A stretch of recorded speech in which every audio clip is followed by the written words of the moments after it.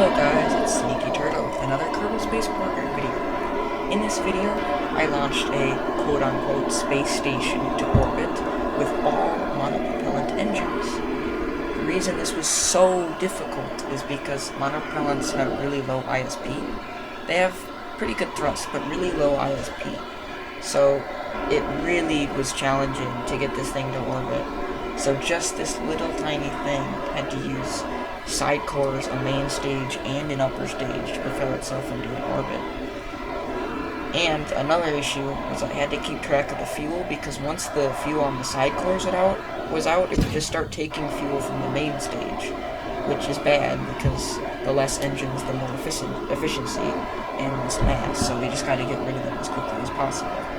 So now I'm watching the fuel on the main stage because it'll start draining fuel from the upper stage once it's out of fuel. So I just have to watch that really closely. Someone in the comments is probably going to say that they built one way better, or was going to be able to build one way better. And I understand that. I'm not very good at this game, so this is what I came up with. And it was really it was a lot more of a challenge than I thought it would be. This took me like 10 different design iterations to get to this point. It was not easy. Time warping up to the apoapsis so we can complete the orbit burn so that we can finally get into a orbit. I'm using a maneuver node just to make sure that I'm going to be able to get into orbit properly. And we are coming up on getting ready to do a circularization burn.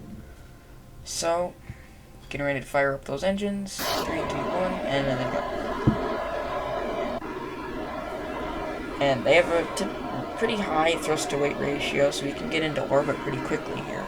But it uses almost all of the fuel in the stage to get into orbit. And I probably could have done this flight plan a little more efficiently if I had started the burn a little earlier, but I thought that they had enough thrust to be able to overpower that, but I guess not. So almost into an orbit, and I think once we got into orbit, I was left with 63 meters a second in delta V, which obviously isn't very high. So we're now coming up on solar panel deployment of the space station, quote unquote, opening up the service bay, using its science experiments.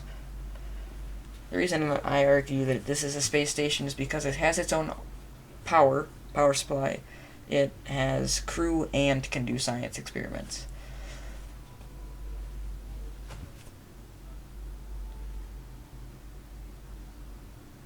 Getting ready to do a deorbit burn now.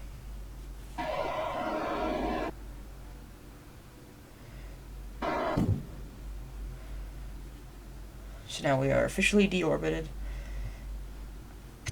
I went ahead and detached the monopropellant tanks and the service module, so that it's just the capsule and the parachute.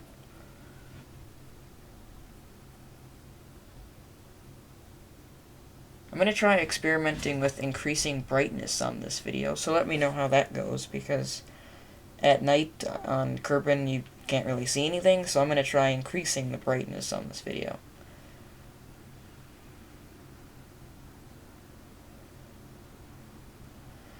So now we are on the light side of the planet. The re-entry effects are starting to be noticeable.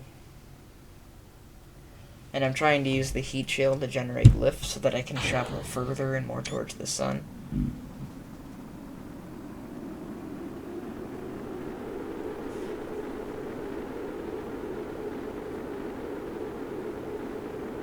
Now we are coming in for a landing. Because it was such a, relatively not very steep descent profile, there actually wasn't too many G's, so the Kerbals actually would have survived, which is nice. And I opted for the slow deploying parachute. So the Kerbals are now coming in for a touchdown. And as the video comes to an end, I would like to thank you guys for watching. My name's Sneaky Turtle. I'll see you in the next video. Bye.